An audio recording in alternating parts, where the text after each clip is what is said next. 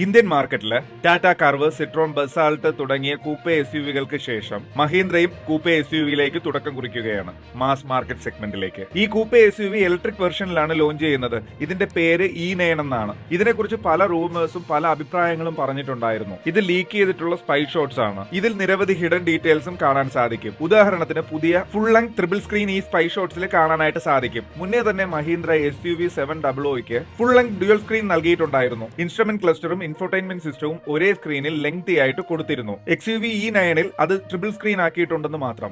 ഏകദേശം 1 കോടി രൂപയ്ക്ക് മുകളിൽ വില വരുന്ന കാറുകളിലുള്ള ഫീച്ചറിനെ ഒരു മാസ് മാർക്കറ്റ് സെഗ്മെന്റിലുള്ള കാറിലേക്ക് മാറ്റിയിരിക്കുന്നു. അത് എടുത്തു പറയേണ്ട ഒരു കാര്യം തന്നെയാണ്. സെന്ററിലുള്ള ഇൻഫോർടൈൻമെന്റ് സിസ്റ്റം കാറിലുള്ള ഫീച്ചേഴ്സിനെ കൺട്രോൾ ചെയ്യുന്നതിന് വേണ്ടിയിട്ടുള്ളതാണ്. പാസഞ്ചർ സൈഡിലുള്ള ഇൻഫോർടൈൻമെന്റ് സിസ്റ്റം എന്റർടൈൻമെന്റിന് വേണ്ടിയിട്ടുള്ളതുമാണ്. സെന്ററിലുള്ള ഇൻഫോർടൈൻമെന്റ് സിസ്റ്റത്തിലും എന്റർടൈൻമെന്റിനുള്ള ഫീച്ചേഴ്സ് ഉണ്ടാകും. എന്നിരുന്നാൽ കൂടി പാസഞ്ചർ സൈഡിലേക്കും അത് മാറ്റിയിരിക്കുന്നു എന്നുള്ളതാണ്. ടാറ്റ കർവിന് കോമ്പറ്റീഷനായിട്ട് ഈ കാർ കൊണ്ടുവന്നിരുന്നാലും XUV 700യുടെ പ്ലാറ്റ്ഫോമാണ് ഈ വാഹനം യൂസ് ചെയ്യുന്നത്. അതുകൊണ്ട് തന്നെ മാസീവ് ആയിട്ടുള്ള ഒരു ലുക്കാണ് ഈ വാഹനം നൽകുന്നത്. സ്ലോപ്പിംഗ് ആയിട്ടുള്ള റൂഫ് റെയിൽസ്, ഇതുവരെയും കാണാത്ത ടൈപ്പിലുള്ള ഡൈനാമിക് അപ്പിയറൻസ്, മാത്രമല്ല ഹൈടെക് ആയിട്ടുള്ള കാറുകളിൽ വരുന്ന ഫീച്ചേഴ്സിനെ മുഴുവനും ഇതിൽ ഉൾക്കൊള്ളിച്ചിരിക്കുന്നു എന്നുള്ളതാണ്. റിയർ എൻഡിൽ ടാറ്റ കർവിൽ കൊടുത്തിരിക്കുന്നത് പോലെ കണക്ടിംഗ് ആയിട്ടുള്ള ടെയിൽ ഗേറ്റ് ആണ് ഇതിലും കൊടുത്തിട്ടുള്ളത്. ഈ വാഹനത്തിൽ XUV 700ൽ കൊടുത്തിരിക്കുന്നത് പോലെ ഫ്ലഷ് ഫിറ്റിംഗ് ഹാൻഡിൽസ് ആണ് സ്റ്റാൻഡേർഡ് ആയിട്ട് കൊടുത്തിരിക്കുന്നത്. എയറോഡൈനാമിക് സ്റ്റാൻഡേർഡ്സിന് വേണ്ടിയിട്ട് low drive alloy wheel setup ആണ് കൊടുത്തിരിക്കുന്നത്.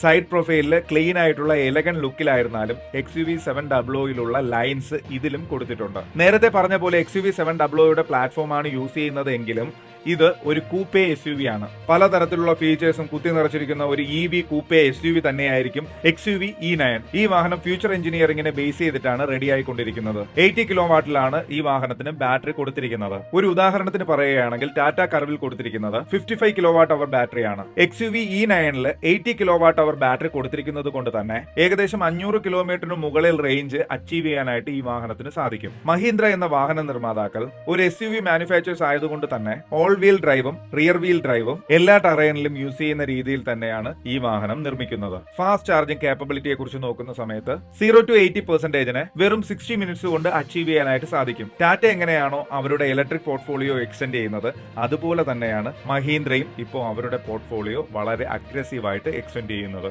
XUV 700യെ E8 എന്ന പേരിൽ അവർ EV ആക്കി ലോഞ്ച് ചെയ്യുന്നുണ്ട്. അതുകൊണ്ട് തന്നെയാണ് മഹീന്ദ്രയുടെ EV കൂപ്പെ SUV ആയിട്ടുള്ള ഈ കാറിന് അവർ E9 എന്ന പേര് കൊടുത്തിരിക്കുന്നത്. ലോഞ്ച് ടൈം പറയുന്നത് ഈ വരുന്ന 2025-ല് ഫസ്റ്റ് ക്വാർട്ടറിൽ തന്നെ ലോഞ്ച് ചെയ്യുന്നതായിരിക്കും. എടുത്തു പറയേണ്ട കാര്യം ഈ ട്രിപ്പിൾ സ്ക്രീൻ സെറ്റപ്പ് തന്നെയാണ്. ഇതൊരു അഫോർഡബിൾ സെഗ്മെന്റിലേക്കും കൊണ്ടുവരുന്നു എന്നുള്ളത് തന്നെയാണ്. ഈ വാഹനത്തെ പറ്റി നിങ്ങളുടെ വിലപ്പെട്ട അഭിപ്രായം എന്താണ്? ഇതിൽ ട്രിപ്പിൾ സ്ക്രീൻ സെറ്റപ്പ് എന്ന് പറയുന്നത് അത്യാവശ്യമുള്ള കാര്യമാണോ?